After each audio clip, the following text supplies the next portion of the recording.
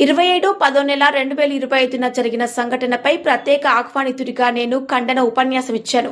భారత సుప్రీంకోర్టు ప్రధాన న్యాయమూర్తి బిఆర్ గవాయ్ గారిపై కుల దురహంకారంతో ఆయన్ని అవమానించే విధంగా చెప్పు విసిరిన న్యాయవాది రాకేష్ కిషోర్ ను జాతీయ భద్రతా చట్టం, ఎన్ఎస్ఏ చట్ట విరుద్ధ కార్యకలాపాల నిరోధక చట్టం, యుఏపీఏ కింద అరెస్టు చేయాలని కోరుతూ జాతీయ దళిత సంఘాల సమైక్య ఆధ్వర్యంలో 27/10/2025 సోమవారం నాడు విపుల్లాపురం కొత్త బస్టాండ్ దగ్గర మున్సిపాలిటీ మైదానంలో భారీ నిరసన ప్రదర్శన జరిగింది.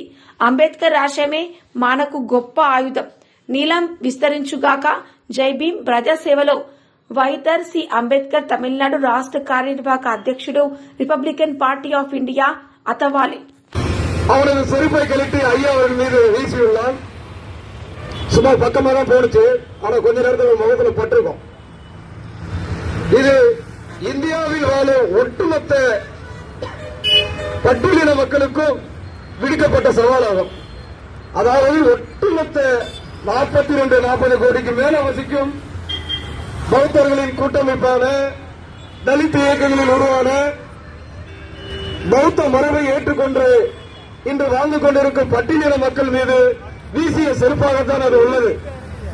இதற்கு சனாதனவாதிகள் ஒவ்வொரு காலகட்டத்திலும் அதற்கு திட்டம் தீட்டிக் கொண்டு உள்ளனர். அந்த திட்டத்துக்கு RSS தான் அதற்குண்டான வடிவுகளை செயல்படுத்தி கொடுத்து வருகின்றன.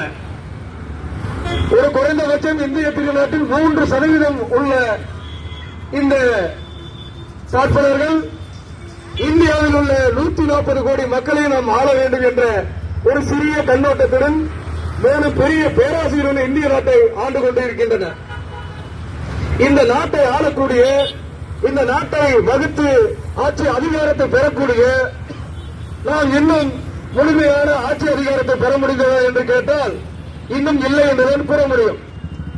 இதுபோல நமது சாதக பாதக திட்டங்களை அவன் பயன்படுத்திக் கொண்டு யார் உயர்ந்த அரசியலை பெறுகிறார்களோ, யார் இந்திய அரசு திட்டத்தில், இந்திய அரசியலத்தில் உயர் பதவியை பெறுகிறார்களோ அவர்களை எந்த வகையில் அவமானப்படுத்த வேண்டும் என்று அதை மக்கள் மத்தியில் எடுத்துச் சென்று மிக தெளிவாக அவன் செய்து கொண்டிருக்கிறான்.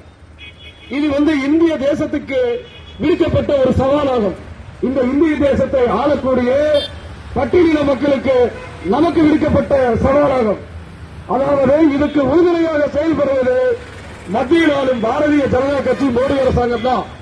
இதை வழிநடத்தக்கூடிய RSS எல்லா இடங்களிலும் நமது திட்டங்களையும் பொருளாதார நோக்கங்களையும் நமது பௌத்த நெறிப்படி வாழுகின்ற நமது உச்சநீதிமன்ற தலைமை நீதிபதி BR கவாய் அவர்களையும் அவமதிக்கும் நோக்கில் செயல்படும் இந்த திட்டங்கள் முன்கூட்டியே செயல்படுத்தப்படுகின்றன.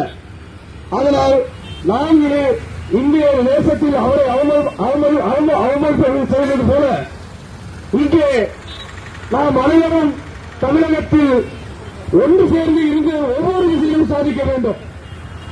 இன்றைக்கு BR கவாய் அவர்களுக்கு விடுக்கப்பட்ட சவால் நமக்கு விடுக்கப்பட்ட சவாலாக எடுத்துக்கொண்டு இந்த BR கவாய் மீது செருப்பு வீசிய அந்த மனநோயாளி RS கைகூலி அந்த ராகேஷ் கிஷோரை இந்திய அரசாங்கம் உடனடியாக தேசிய பாதுகாப்பு சட்டத்தில் கைது செய்திட வேண்டும்.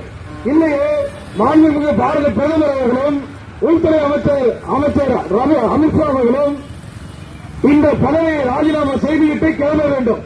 இல்லை என்றால் இந்திய குடியரசுக் கட்சி சார்பிலே தேசிய தலித் கூட்டமைப்பு சார்பில் ஐயா நிறுவன தலைவர் ஐயா ஸ்ரீரங்கம் பிரகாஷ் அவர்கள் தலைமையிலே தமிழ்நாடு முழுவதிலும் இதுபோன்ற கண்டன ஆர்ப்பாட்டங்கள் எடுக்கப்படும்.